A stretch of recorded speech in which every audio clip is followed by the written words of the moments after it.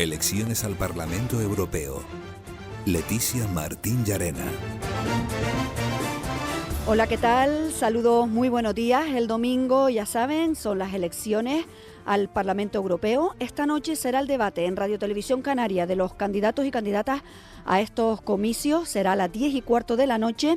Lo van a poder seguir por Televisión Canaria y de manera simultánea por Canarias Radio. Mañana retomaremos el resto de entrevistas a las candidaturas que nos faltan, siempre dentro de la normativa como servicio público. Hoy dedicamos este espacio para hablar con Lucas Sebastián de Erice, profesor de Derecho Internacional Público y Relaciones Internacionales de la Universidad de La Laguna, que ya está aquí en nuestros estudios. Muy buenos días. Buenos días, Leticia, ¿qué tal? Lo hemos venido escuchando en el último mes en una serie de píldoras que hemos ido sacando aquí en Canarias Radio, en la Radio Pública de Canarias, para tratar de hacer pedagogía sobre esa consulta que tenemos el domingo. Todas las elecciones son importantes, pero estas también lo son. Sí, yo creo que por supuesto que también lo son, ¿no? De hecho, no hay necesidad de compararla con otras elecciones, pero creo que son como mínimo tan importantes como otras muchas elecciones, porque vamos a decidir el futuro de una institución muy importante, que es como es el Parlamento Europeo, que afecta en el día a día de los ciudadanos y ciudadanas de la Unión Europea. Lo comparamos, dicen que siempre que no es bueno comparar, pero lo hacemos porque parece que nos quedan lejos, ¿no? Y sobre todo porque estamos más acostumbrados a las otras cada 4 años, o también porque se adelantan. Estas elecciones además es que suelen ser de baja participación. Parece que nos quedan muy lejos las instituciones y los partidos en España como con respecto con otros países europeos. Quizás no se haya sabido transmitir la importancia de las mismas. Puede ser que nos haya sabido transmitir, pero en primer lugar, las instituciones nos quedan lejos, pero no olvidar que nosotros estamos en territorio de la Unión Europea. En el caso de Canarias es un territorio muy especial, somos región ultraperiférica de la Unión Europea, como bien saben nuestros oyentes. Y las instituciones es verdad que físicamente están lejos, pero como digo, lo que se decide nos afecta mucho en el día a día. Yo creo que un poco nos queda algo lejos, porque, claro, como hemos visto en la campaña electoral y seguiremos viendo en los próximos días, estas elecciones se utilizan en clave nacional, ¿no? Incluso en clave regional también en Canarias, cuando lo que se va a decidir en el Parlamento Europeo no está tan de la mano de esa clave regional o esa clave nacional. Sí, de hecho, estamos más acostumbrados cuando terminan estos comicios y seguir esa información de las instituciones europeas, que hay como muchos más acuerdos, más consenso, ¿no? Que parece que hay bloques, pero que se negocia mucho, ¿no? Claro, a mí me gusta siempre decir que yo creo que el Parlamento Europeo, sin desmerecer a la política nacional, se hace otro tipo de política, entre otras cosas, como bien decías, Leticia, como el foco mediático desaparece un poco, ¿no? Como el Parlamento Europeo interesa especialmente durante el mes antes a estas elecciones y el mes siguiente, quizás. Yo creo que cuando los políticos y políticas no tienen tantas cámaras delante, tienen más alicientes para llevarse mejor, vamos a decirlo así, ¿no? Sí, además vamos a ir entrando así en materia para ir haciendo, como decimos, pedagogía. Ya lo hemos podido escuchar en esas píldoras que hacían los compañeros de informativos, Javier Granados y Raquel Quiñones. ¿Cuál es el funcionamiento de estas elecciones? En primer lugar, sabemos ya cuando son las generales que se vota al Congreso, se vota al Senado, que hay 2 urnas y lo que implica unos resultados si no hay mayoría absoluta. Sin embargo, ¿qué es lo que se vota realmente en Europa con una sola urna? Pues mira, lo que vamos a votar es a 720 eurodiputados y eurodiputadas para toda la Unión Europea. En el caso de España vamos a elegir a 61 representantes representantes que van a representar al Estado español en estas elecciones, en este Parlamento. Lo único que vamos a votar en principio es quién se sienta en ese Parlamento Europeo. Luego es verdad que el Parlamento Europeo tiene un papel muy importante para decidir a quién va a ser el próximo presidente o presidenta de la Comisión Europea. Pero va a haber una única urna y en el caso de España vamos a elegir a 61 representantes. ¿Es por proporción, por la población de cada país? Correcto. Por ejemplo, Alemania, como el país más poblado de la Unión Europea, elige a 96 representantes y los países de menos población, como Malta o Luxemburgo, van a elegir solo a 6. España, después de Alemania, Francia y Italia, es el 4.º país que elige más representantes. Actualmente son 27 países, se está hablando de otra nueva ampliación futura. En este contexto actual en Europa, donde se plantea que siga creciendo esos países, ¿son más cruciales estos comicios o no para los intereses, por ejemplo, de países del sur, como el caso de España?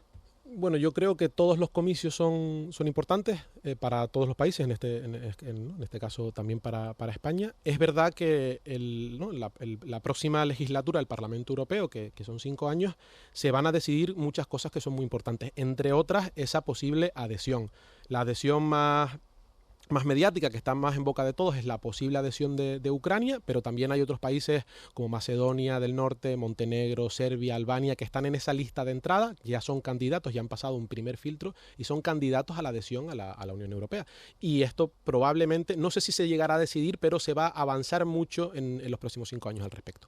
Hablábamos de esa importancia también de Europa, que negocia mucho, que parece que tiene un perfil más técnico, ¿no?, que político en muchos casos, en muchos partidos. Ahora siempre se trata de negociar. Decíamos, votamos a esos europarlamentarios, de ahí sale esa comisión, una comisión que seguro que va a ser también de pacto, como está ocurriendo en el resto de instituciones, en el resto de países. Sí, sin duda. En el Parlamento, bueno, en la Unión Europea saliente, por decirlo así, la que a día de hoy sigue funcionando, hay un gran pacto entre lo que sería el Partido Popular Europeo, lo que sería el Partido Socialista, la Alianza de Socialistas y Demócratas Europeos, ¿no?, lo que sería el PSOE europeo, y lo que sería el Partido Liberal Europeo, el Renew Group, el Europe Renew Group, que no tiene, en España no tenemos una tradición de un partido liberal, pero por ejemplo el gran representante es Macron, ¿no?, el primer ministro francés. Y es verdad que estos 3 grandes partidos llevan a cabo muchos pactos, luego se pelean en muchas cosas, pero también negocian en muchas otras. Claro, para conseguir 720, para conseguir la mitad más uno de 720 diputados, hay que pactar, ¿no? Para que te hagas una idea, el grupo político que más tiene 177, ¿no?, que es el Partido Popular Europeo, está muy lejos de esa mitad más uno de los 720, ¿no?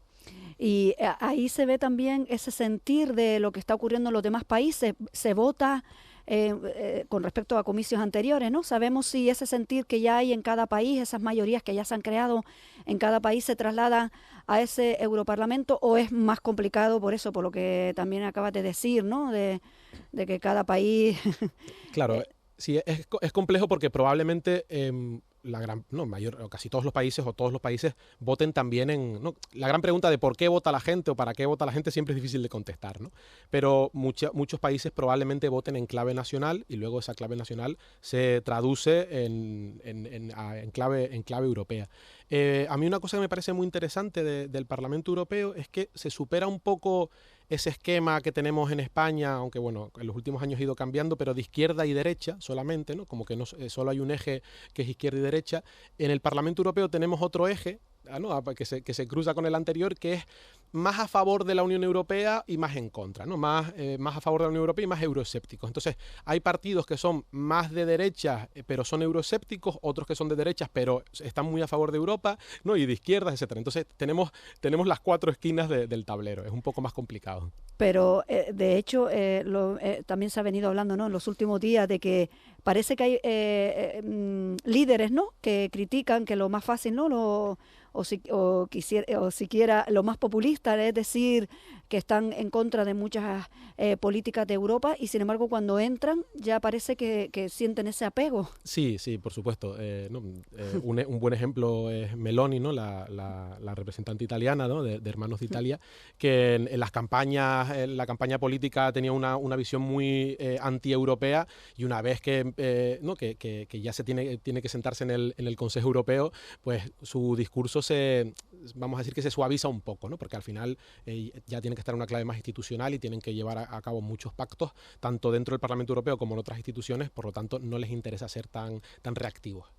Y también, me imagino que también es posicionamiento, ¿no?, en estos momentos de campaña electoral en la que el resto de partidos, ¿no?, aluden a esa posible entrada de la ultraderecha, ¿no?, que es también ese sentir que yo decía antes que se vive en algunos países y que se pueda trasladar al Europarlamento. Sí, totalmente. Y no tanto entrada, sino ampliación del peso que ya tienen, ¿no? Hay que recordar que ya en el Parlamento Europeo hay 2 grupos políticos, ¿no?, porque una vez que se eligen a los eurodiputados y eurodiputadas se deciden agrupar de una u otra forma. Y hay grupos políticos, hay dos grupos de derecha, vamos a llamarlos euroescéptica, en la que hay partidos que tienen un, ¿no? Como por ejemplo Alternative for Deutschland, la agrupación, ¿no? el partido Alternativa para Alemania, que tiene un claro carácter no solo euroescéptico, sino también de ultraderecha, que ha traído mucha polémica, ¿no? Y una de las grandes preguntas en las próximas elecciones europeas es si este tipo de partidos aumenta, se reduce o se queda igual a como está a día de hoy. Sí, yo entiendo que la noche electoral va a ser una de las cosas, ¿no?, que más Sí, se trate, del sin más duda. seguimiento, y sobre todo ya se está viendo, ¿no?, en las últimas sondeos, encuestas que conocíamos, siempre se está poniendo también ese foco, que no sé, con respecto a otros comicios, si esos sondeos, si esas encuestas al final son realistas, ¿no? Tratándose, como decimos, de esa diversidad de países y de ese alto número de europarlamentarios. Claro, sin duda, si ya acertar en unas elecciones municipales es complicado, acertar en 27 países, que además algunos, en el caso de España, ¿no?, que es ¿no?, por si nuestros oyentes no lo saben, son las únicas elecciones en las que la circunscripción es nacional, ¿no? Votamos, un canario puede votar a un vasco puede votar a un catalán, ¿no? No votamos solo a los partidos que se presentan por nuestra provincia o por nuestro municipio, sino que votamos a nivel de España. Pero imagínense, 27 países, cada uno con sus circunscripciones, algunos sí tienen circunscripciones provinciales, hacer una estimación de los resultados electorales son muy, muy complicados. Eso que acabas de contar es llamativo, ¿no? Es verdad que España lo haga. ¿Se sabe el motivo por el que se opta por esa circunscripción? Bueno, España puede hacerlo, está dentro de los márgenes que marca la Unión Europea. Cada país tiene vamos a decir, distintos sistemas electorales que decide aplicar para las elecciones al Parlamento Europeo. Por ejemplo, hay países como Bélgica, en el que el voto es obligatorio, ¿no? Una cosa que en España nos suena un poco lejano, pero en Bélgica, en Bulgaria, en Grecia, en Luxemburgo, el voto es obligatorio. Hay países donde se puede votar desde los 16 años. Hay países como Italia, que es un dato que a mí me parece muy curioso, en el que los candidatos y candidatas tienen que tener como mínimo 25 años, hay una edad mínima. En Estonia se puede votar de forma electrónica, online. O sea, cada país tiene un poco de margen. En el caso de España, España ha decidido que en estas elecciones la circunscripción sea nacional. Esto ha recibido ciertas quejas, sobre todo de partidos que no tienen esa implantación nacional, como pasa con algunos partidos ¿no?, que se presentan por Canarias. Obviamente, digamos que tienen ventaja estas elecciones a nivel numérico, simplemente los partidos que están representados en todo el territorio español. Pero luego a la vez hay una cosa que yo creo que beneficia a esos partidos, que a diferencia del resto de elecciones, en estas elecciones no hay un umbral mínimo de votos, ¿no? Si los oyentes que les interese el tema de los resultados electorales, habrá visto veces que partidos, por ejemplo, como PACMA, ¿no?, que es un partido a nivel nacional, tiene un porcentaje alto, tiene muchos votos, pero no llega a unos porcentajes mínimos del 3, del 5% y no consigue eurodiputado. Diputado nacional. En este caso, para conseguir eurodiputado no hay umbral mínimo, basta con que el porcentaje sea suficiente. Lo que pasa que sí que, aunque sea, como dices, también favorece a las mayorías, ¿no? Porque quieras o no, sacar ese número de votos en unas elecciones, como decimos, que tienden a la abstención, ¿no? Porque son cada 5 años. Sí. Lo tenemos, yo creo que presente la gente que está más, ¿no?, vinculada, porque de hecho preguntas a muchísima gente y no sabe todavía que hay elecciones el 9 de junio, ¿no? Totalmente. Entonces que también hay que luchar contra eso, ¿no? Claro, también por eso estamos haciendo este tipo de programas, ¿verdad? Claro, por ejemplo, en las últimas elecciones hubo unos mejores resultados, no recuerdo exactamente el dato de España, pero rondaba el 65%, creo, en España, no lo recuerdo muy bien, pero claro, el año pasado, hace 5 años, coincidió que fue aquella macroelección en la que teníamos un montón de urnas, que Sí. aquello parecía un concurso de televisión. Aquí, el próximo 9 de junio, las personas que decidan ir a votar van a ir a votar solo a eso, ¿no? Y es verdad, lo que decías tú al principio, que la gente a lo mejor no hemos comunicado lo suficientemente bien la importancia que tiene la Unión Europea y, por ejemplo, yo lo comentaba en una visita que hice a Bruselas recientemente, hablaba con algunos funcionarios del Parlamento Europeo. A nivel europeo yo creo que superar el 50% de participación sería un éxito, lo que a mí me parece ¿no?, que es un poco triste en el sentido de que se deciden cosas que son importantísimas para todo el mundo, por lo tanto ojalá en las próximas elecciones y cada vez la participación vaya aumentando, ¿no? Tú lo citabas, las anteriores, tenías aliciente y que mucha gente, ¿no?, ve las más cercanas, las que las ve con más obligación, ¿no? Claro. Con lo cual ahora mucha gente te dice, ir el domingo, encima que es un domingo ya en verano, solo ir con un sobre. De hecho hasta te preguntan, ¿no? ¿Cómo es esto de llegar? Ayer lo decía, algunos candidatos que han pasado por aquí, por el espacio de la entrevista, dice, solo 15 minutos, solo tienes que destinar 15 minutos el domingo para acudir, ¿no? No tardas nada. Bueno, ya el plazo para solicitar el voto por correo ya ha terminado, pero bueno, recordar que todo el mundo el domingo de 9 de la mañana a 8 de la tarde puede pasarse por su colegio electoral, que en principio les habrá llegado un sobrecito a casa, pero en principio es el mismo en el que participaron en las últimas elecciones, que llevamos una época en la que nos conocemos mucho ese colegio electoral, ¿no? Entonces, en principio es el mismo al que fueron en las últimas elecciones nacionales. Quizás por eso también, por lo que acabas de citar, ¿no? De haber ido con tantas elecciones autonómicas, las generales que se adelantaron. Hemos ido ya demasiado tiempo desde 2020, ¿no? Año anterior, 2019, como que la gente ya es otra elección más, pero no, lo fundamental es lo que estamos diciendo, que claro. De hecho, la idea tradicional de Europa, ¿no? Cuando uno primero le pregunta qué es Europa, ¿no? Que Canarias se la juega en Europa, o Canarias, ¿por qué tienes que ir a votar en unas elecciones europeas? Lo primero que viene es todo el tipo de subvenciones, de ayudas, ¿no? Lo asociamos a políticas como las agrarias, sobre todo en un momento como el contexto actual en el que estamos hablando desde hace meses, ¿no? De esos problemas que tiene también el sector, ¿no? Ahora es más importante que nunca.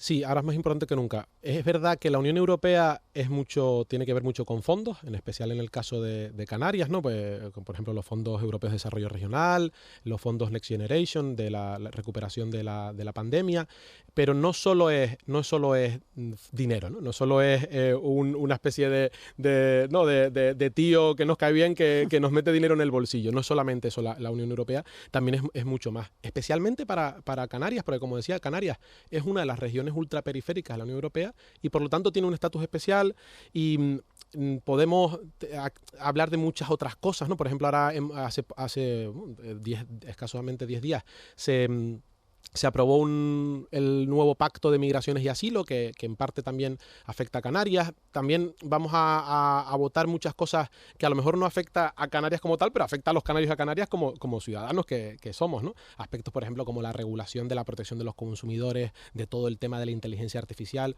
o temas más de política internacional, como cuál va a ser el futuro posicionamiento de la Unión Europea con la guerra entre Ucrania y Rusia, o con la situación que estamos sufriendo en Palestina, ¿no? Lo está diciendo. Justo estamos estos días también cuando hablamos con los distintos candidatos y candidatas, uno de los temas que ponemos sobre la mesa es este momento actual, ¿no? De Europa, de esa importancia de Europa, del contexto internacional, de esos conflictos como Ucrania y como Palestina. Sí, a mí siempre me gusta recordar que la Unión Europea recibió en 2011-2012, perdón, que soy un poco malo con las fechas, el Premio Nobel de la Paz por su tarea en materia de derechos humanos, y yo creo que uno de los grandes retos del próximo Parlamento Europeo y de la próxima Comisión es ver qué posicionamiento tiene la Unión Europea a nivel internacional en materia de derechos humanos, en especial como respuesta a estas crisis. Hay muchas otras crisis más en el mundo, pero digamos que estas son como las que nos afectan más mediáticamente, como es la situación en Ucrania y la situación en Gaza, en la que además es muy interesante porque distintos países de la Unión Europea tienen una posición muy distinta, ¿no? Recordemos que, por ejemplo, ahora mismo hay un caso abierto en el Tribunal Internacional de Justicia y Alemania, por ejemplo, se posiciona con Israel en el propio caso judicial. España ha reconocido a Palestina hace poco, Irlanda ha reconocido a Palestina. Digamos que hay pelea, ¿no? En ese sentido. No hay un consenso dentro de la Unión Europea, por eso en ese sentido también estas elecciones son importantes. Sí, además Europa, ya hemos dicho, cuando vamos a votar, lo que significa después esos resultados, ¿no? En el Parlamento, cómo se trasladan a la Comisión, pero Europa también se relaciona con directivas, ¿no? Aprobadas en el Parlamento. ¿Cómo influyen luego a cada país, a cada Estado? Pues el Parlamento Europeo, de forma compartida con otras instituciones como el Consejo de la Unión Europea, tiene distintas funciones. Una de ellas es la legislativa. No solo directivas, sino reglamentos, ¿no? Que también es un término que a alguno u otro le sonará, porque a todos en nuestro trabajo hay algún reglamento europeo que aplica alguna directiva.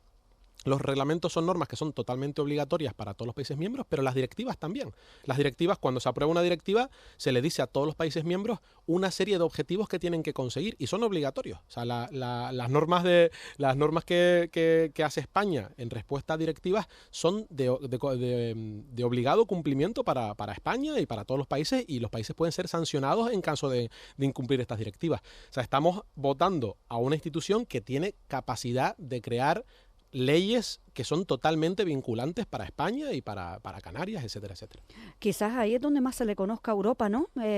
Cuando oye decir, ¿no?, cualquier tema que interesa mucho a la ciudadanía y que ha sido desestimado, ¿no?, en las instancias españolas, que se diga, pues nos vamos hasta instancias europeas, ¿no? Claro, ahí hay una duda, hay una confusión que suele surgir mucho, porque hay una figura que es el Tribunal Europeo de Derechos Humanos, que esto es una pregunta de examen de Derecho de la Unión Europea, que no tiene nada que ver con la Unión Europea. Entonces hay casos que a lo mejor del Tribunal Constitucional Español han ido a este Tribunal Europeo de Derechos Humanos, pero eso no tiene que ver con la Unión Europea. El Tribunal de la Unión Europea es el Tribunal de Justicia de la Unión Europea, pero yo siempre lo digo que también es una pregunta de examen. Sí. Los jueces y juezas canarios, la Audiencia Provincial de Las Palmas, la Audiencia Provincial de Santa Cruz de Tenerife, aplican normativa europea en todo momento, ¿no? O sea, son los grandes, el gran sistema jurisdiccional de la Unión Europea, son todos los tribunales de todos sus países miembros, porque es un porcentaje difícil de calcular, pero se calcula que entre el 75 y el 85% de la normativa que se aplica en España a día de hoy, en 2024, proviene de la Unión Europea, y esta normativa, entre otros, lo aplican o vigilan su cumplimiento los jueces y juezas españoles. En cuanto a normativas, como estamos hablando, una de las que tenemos más recientes, ¿no?, de Europa, y que además porque tocaba también a Canarias en particular, la ley de asilo, que no dejó además satisfecha a la izquierda, a las distintas ONGs, por decir que no atendían a los derechos humanos.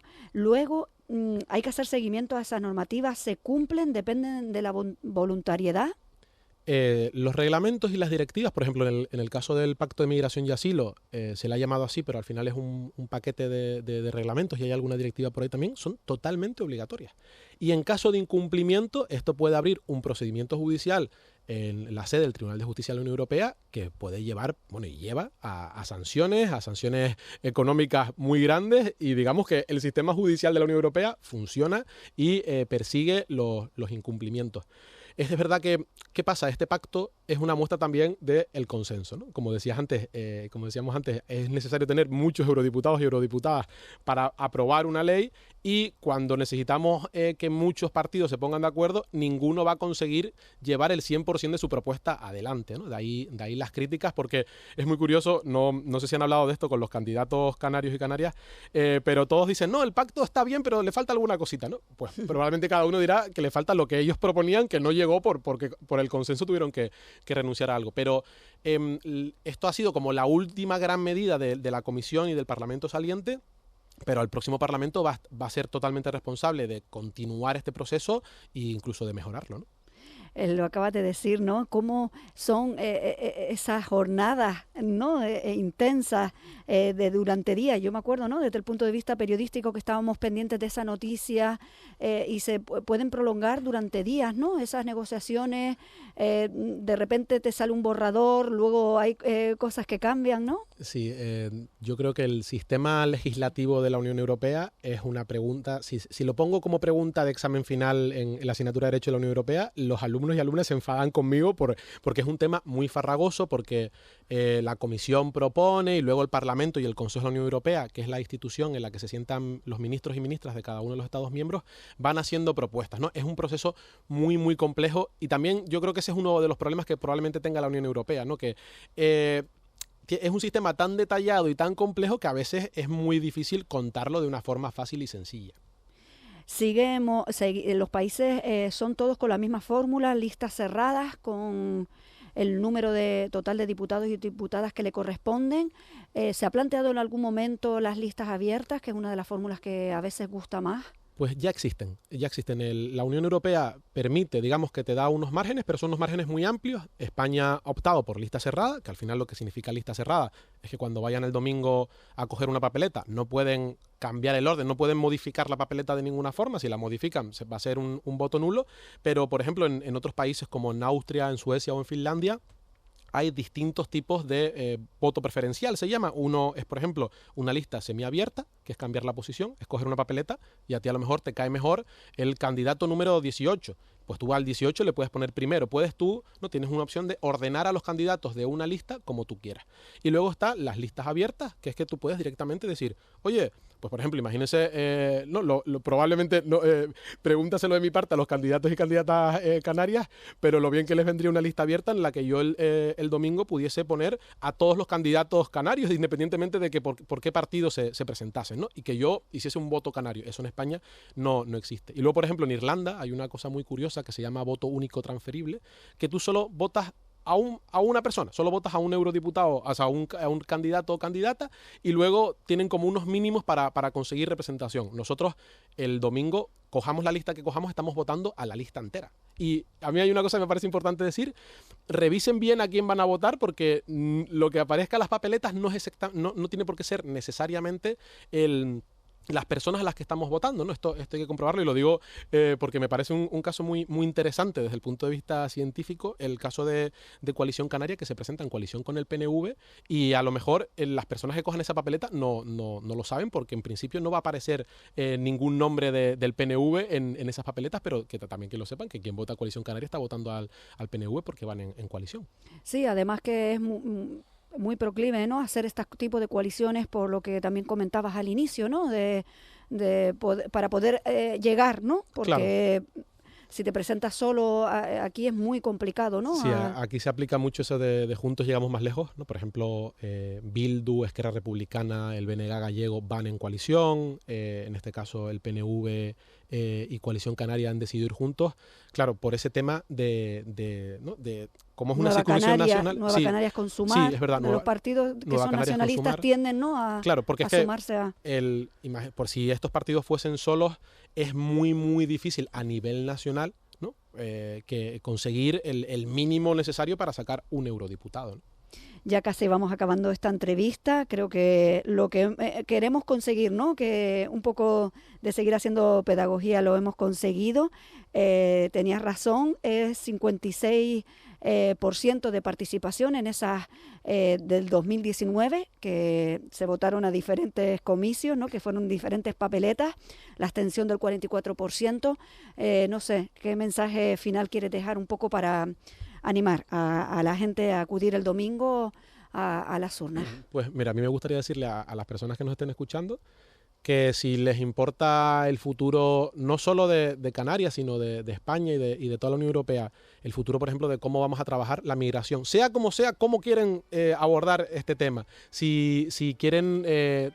Si tiene alguna opinión sobre el futuro respecto a Ucrania, respecto a Israel, respecto a Palestina, sobre la protección de los consumidores, sobre la agricultura, sobre 1000 cosas de las que trabaja la Unión Europea, les invito a que se informen, ver qué partido representa mejor sus intereses y que acudan a votar, porque como bien decía el candidato, que no sé quién era, que no citaste, son solo 15 minutos, ¿no? Entonces, sí, 15 minutos, yo creo que 15 minutos por el futuro de 5 años, el cambio más o menos, ¿no? Yo creo que 15 minutos por 5 años compensa, ¿no? Así que les invito a todos y a todas a votar el próximo 9 de junio. Pues sí, además para eso somos europeos, ¿no? Es lo contentos, ¿no?, que estuvimos en el momento de entrar a ser europeos. Hay que ser europeos, ¿no?, para todo. Sí, para lo bueno y para lo malo, para ir, aunque sea un domingo, para ir un ratito al colegio electoral. Que de hecho, mira, estamos lejos, ¿no?, pero tenemos también esa condición de ultraperiférica, que también aquí es un arma también para luchar. También una forma de decir que no estamos tan lejos es participar en estas elecciones y decir, oye, mira, en Canarias esto interesa, escúchennos y ir a votar. Lucas Sebastián de Erice, profesor de Derecho Internacional Público y Relaciones Internacionales de la Universidad de La Laguna. Ha sido un placer tenerlo aquí y de hecho lo vamos a poder seguir también, ¿no?, en la noche electoral en este grupo en Radio Televisión Canaria, en concreto en Televisión Canaria. Sí, allí estaremos a ver qué tal se nos da. Buen día. Bueno, Leticia, adiós. Muchas gracias.